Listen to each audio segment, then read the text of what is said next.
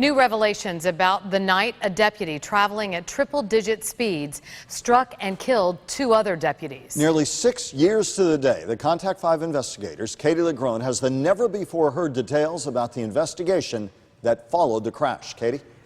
Michael, Thanksgiving Day will mark 6 years since a Palm Beach County canine corporal struck and killed deputies Jonathan Wallace and Dante Manuel. For the first time tonight, we hear from a former insider why she believes criminal charges should have been filed.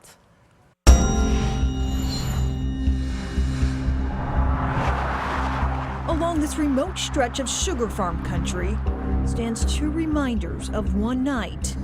It was very extensive, the scene was. And the questions. And it was very gruesome. That seemed to die with them. In this case, I think this man got away with 2 counts of vehicular homicide. The case brought a county to tears. And you've never spoken about this publicly before? No. Why? Needed a job. Now retired from the state attorney's office, I just kept thinking, it can't get much worse than this. Ellen Roberts was chief of the traffic homicide unit. Chase of stolen car ends in tragedy. The night Palm Beach County Sheriff deputies Dante Manuel and Jonathan Wallace were struck and killed by Corporal Greg Fernandez. All I ever fought for was justice. And there was no justice here. It's something Deputy Wallace's mother cried for then. If the truth is not told today, it will never be told tomorrow. And now. Maybe 6 years later, they think, oh, she need to let it go. No. I will fight until I hear the real truth.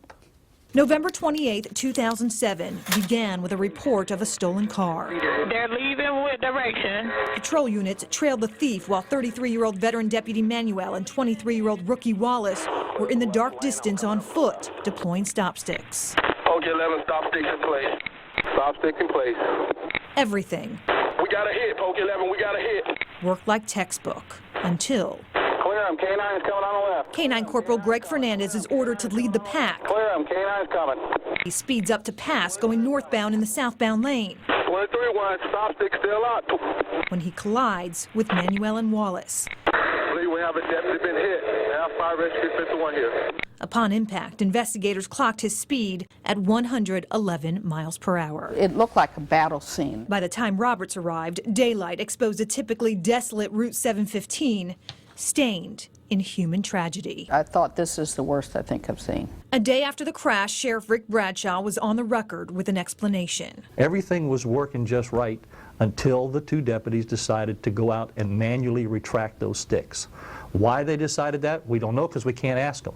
It's like blaming them. Let's blame them. Let's blame them. Forget about the fact that this man's driving 111 miles an hour. Then State Attorney Barry Krischer, who now works as a contractor for the sheriff, would also question why, before concluding in his closeout memo that the crash was a, quote, tragic accident.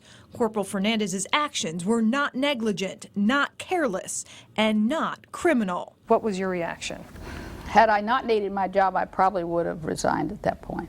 This case meant so much to you. We locked young kids up for years for drag racing, and they weren't going as fast as this guy. And it just doesn't set, you know? It just doesn't set. An officer going triple-digit speed on a pitch-black road over a crime, Roberts says, was hardly worth the risk. What were they pursuing? A 17-year-old car with some kid that stole it? And that's worth driving 111, 115, 125 miles an hour? No one can drive reasonably at that speed. The lead investigator from the sheriff's office apparently agreed. Sources tell me his early report recommended the state attorney file criminal charges. PBSO is refusing to give us a copy of it, calling that document a draft, not a public record.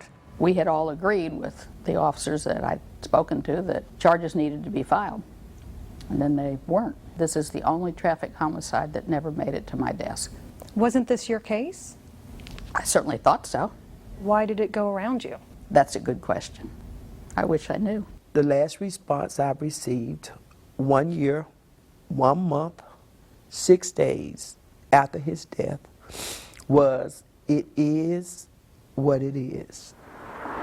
Jonathan's mother, Reverend Patricia Wallace, And all I wanted was the truth, and I never got that. still believes I never got that truth. there is more yet to be told. Can you imagine being deceived that you gave them a whole man to serve and protect the county? Then they gave you back pieces of a body. And the pain Excessive speed of believing justice equals vehicular homicide. never arrived. No doubt about it. No doubt in my mind. Neither former state attorney Barry Krischer or anyone with the Palm Beach County Sheriff's Office would speak with us about Ellen Roberts' claims. We did get a statement which reads in part, the Sheriff's Office submitted all relevant investigative information and expert opinions to then state attorney Barry Krischer. The ultimate decision as to prosecution was solely his. Those expert opinions referenced were 3 independent reviews of the crash paid for by the Sheriff's Office. And Michael Kelly, meantime, we are pursuing a legal fight with the Sheriff's Office to get access to the report mentioned in our story, the one we're told including a recommendation for criminal charges. Katie, thank you.